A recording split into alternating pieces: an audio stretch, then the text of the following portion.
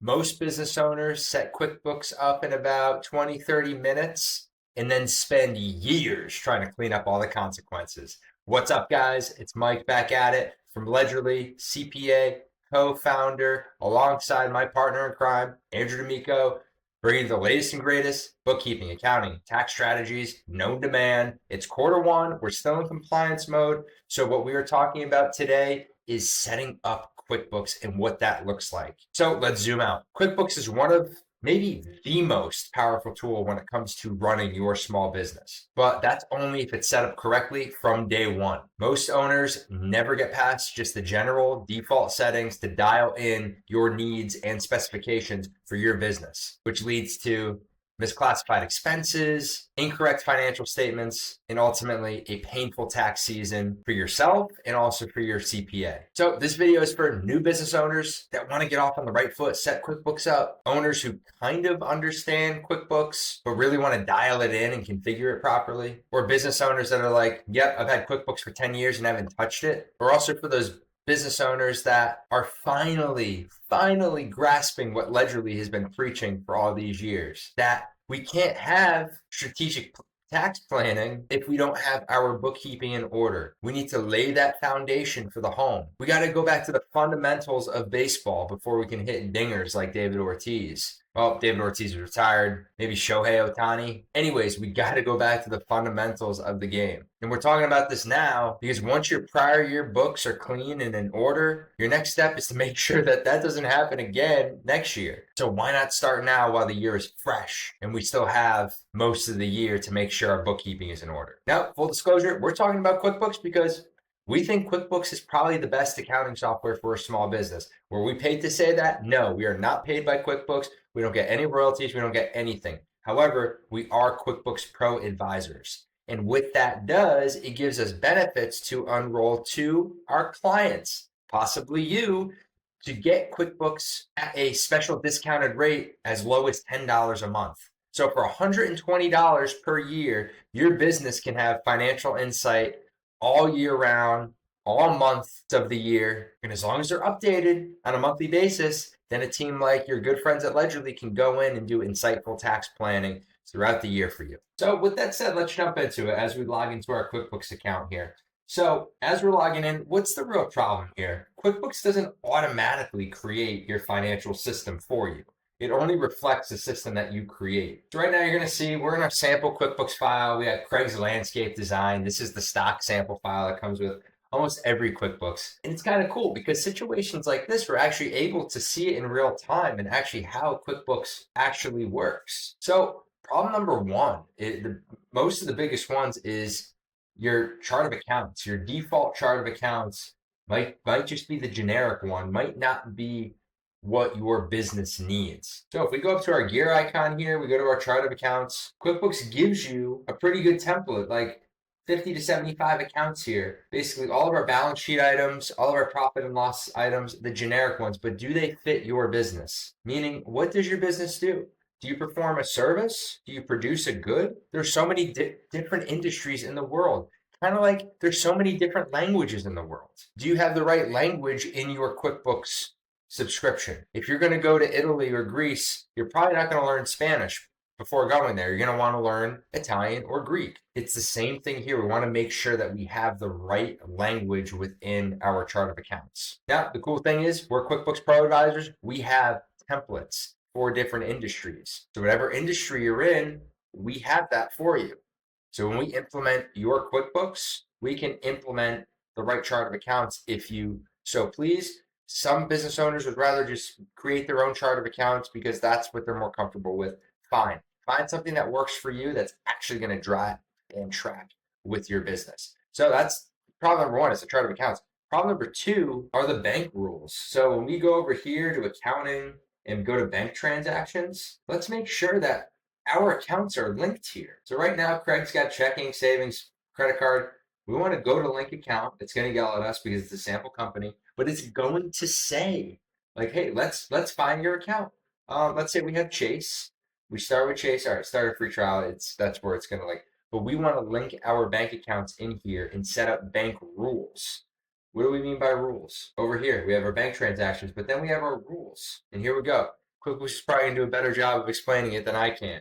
Save time with rules. Make easy work of transaction review. With QuickBooks, you make the rules. Tell us how to categorize transactions in the way that best suit your business. Decide where to apply the rule. Oh, this actually doesn't make any sense.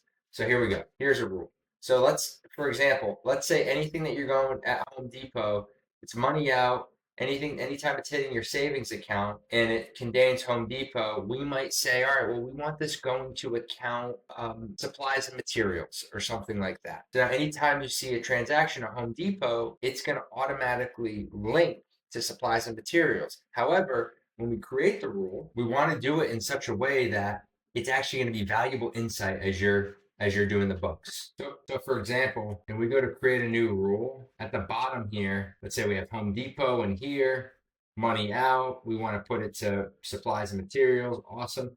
At the bottom here, we don't want to auto add this. We don't, because what if we go to Home Depot and we buy something for thousands of dollars, it's actually going to be a capital expense in the business?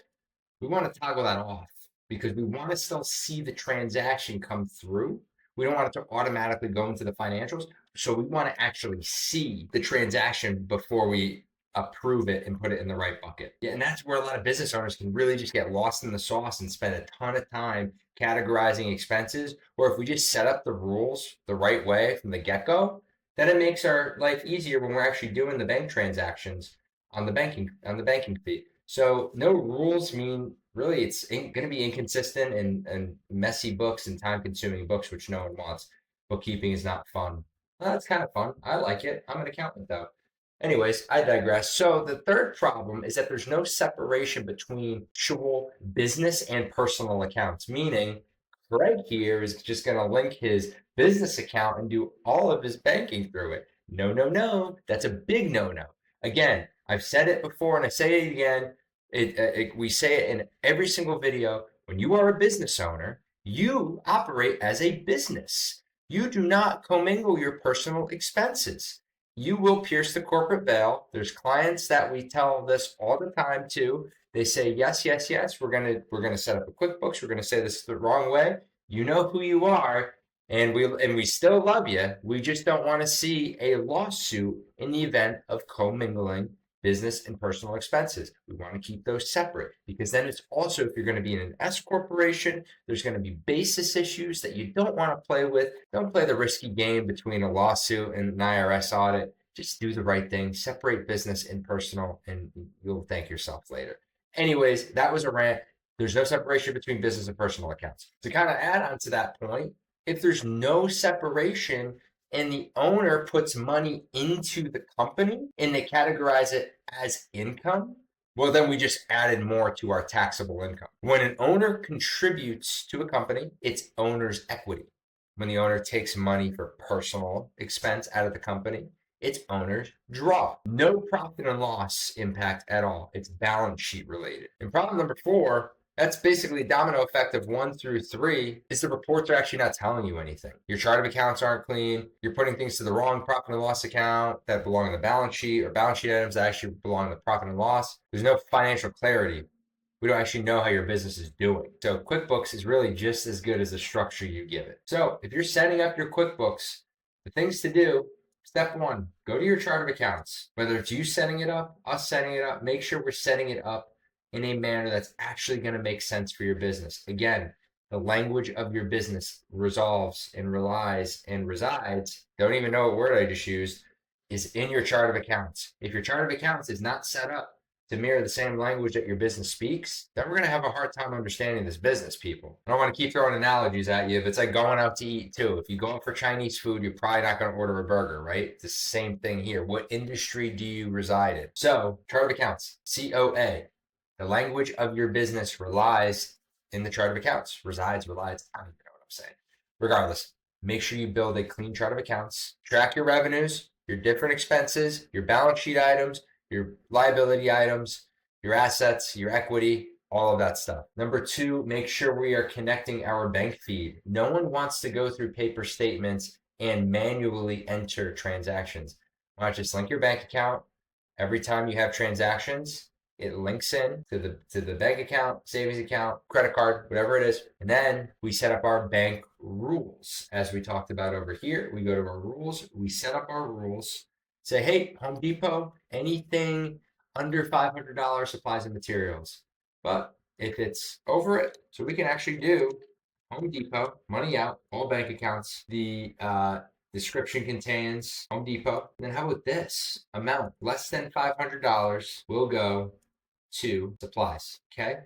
Into pay. Okay.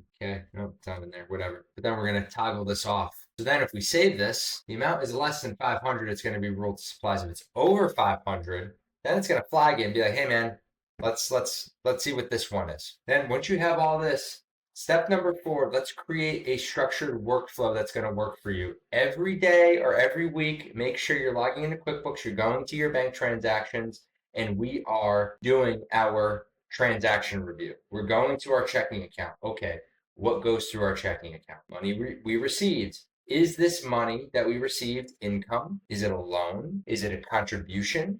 How about the money out? Is it an expense? Is it a loan payment? Is it distribution? Set those rules. And once you have this down to a T, it's going to be like clockwork. Then we're going to go reconcile our accounts, which we'll get to in the next video. But also a rule of thumb as well is, see here, we have our checking, our savings, and MasterCard. There's 2 numbers here. We have our balance that's linking from the bank and our balance that's actually in the books. Those 2 numbers should be pretty close depending on how many outstanding transactions that you have, because that's going to all bake into our reconciliation at the end of the month once we're done with these transactions here. So once we have a good structured workflow, then this is really going to help your tax readiness for the end of the year. Because remember, again, chart of accounts, your language of your business is in your chart of accounts. We're going to have the right line items. We're going to know the right categories. Hey, are these deductible expenses? Are they non-deductible expenses? Do we need to bake these into our accountable plan? Are they auto related, home office related? Hey, are we tracking our depreciation in QuickBooks? Do we have a monthly entry? So the sky's the limit with QuickBooks. And hey, here's another thing.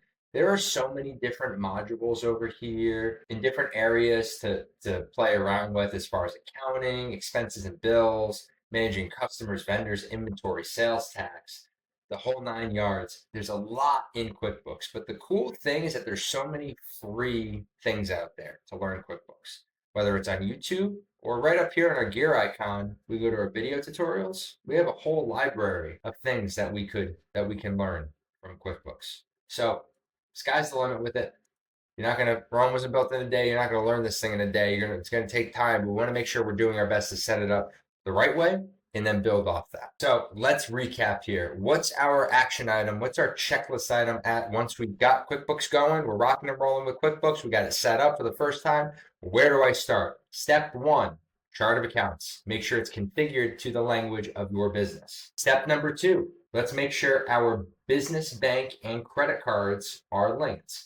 Under our accounting, bank transactions, and boom, we link them here. Step 3, let's make sure we're setting up bank rules for transactions that, like Home Depot, or any income amounts from certain customers. They're going to these income accounts. Make your life easier. We want to make sure we're seeing match or rule over here. Hey, we found a match. Hey, this applies to a rule. Yes, you're still going to review them, but it's the integrity of the transaction. So rules rule. We love it. Then let's make sure we're establishing some type of workflow for you, whether it's daily, weekly, monthly, to actually review our transactions that are hitting our bank and credit card accounts. Step number 5, this is a big one. We have our bank accounts, we have our credit cards. But again, what about the money you're putting into the business? What about the money you're taking out? That's equity. We're going to talk about that in our next video. Now, how about our loans and assets, like fixed assets and loans, bank loans, mortgages, all that stuff? When you take out a loan, that affects the books as well. Now, this is more of a financial accounting topic, but the proper way of booking the loan principal along with the asset, and then the difference is usually your down payment for your cash expenditure most of the time. But making sure we're thinking about that. Okay, well, I just bought this brand new piece of equipment, but it's a loan. I didn't pay cash for it, but I'm going to pay cash for it. How does that affect the books? Those are the things we got to keep in mind. We have to book the asset, book the loan, book the cash paid. Number 6, make sure you're reviewing your profit and loss and balance sheet And does it make sense? If it doesn't make sense, don't worry. Give us a call, get in touch with us. We'll show you how to read it. Because again, accounting is the language of business. Your chart of accounts is the language of your business. And number 7, kind of bringing it all home, is let's make sure that our QuickBooks accounts are mapping over to our tax return. I said in the last video on the Schedule C, let's take that Schedule C and bring it in as like our chart of accounts. That's a great starting point. And then you can adapt and make more sub accounts to that Schedule C initial chart of accounts, and you'll be rocking and rolling. Your accountant's going to freaking love you because of how organized you are. So if you are that business owner and you want to make sure you're set up right and get QuickBooks set up the right way, book a call, book a consultation with our team. QuickBooks setup and integration is one of the services that we offer, and we can do it for as low as $120. That's how much the subscription costs for QuickBooks. It's like $10 a month, and plus tax. You're out of pocket like $11 a month for having QuickBooks. And whether you do your bookkeeping, you engage us to do the bookkeeping, you have a third-party bookkeeper, whatever, at least you have financial sight all year round, which adds to the strategic tax planning that we can do. Again, fundamentals of the game. Bookkeeping is the fundamentals of business. And if you're ready to rock and roll and say, hey, Mike, I want to do my own bookkeeping and come up with a good monthly bookkeeping regimen and routine that's going to keep your books nice and tidy, and most importantly, provide more room for us to do tax strategy and keep the IRS off your back, then make sure you stay tuned for our next video where we talk about your monthly bookkeeping routine. We'll see you there.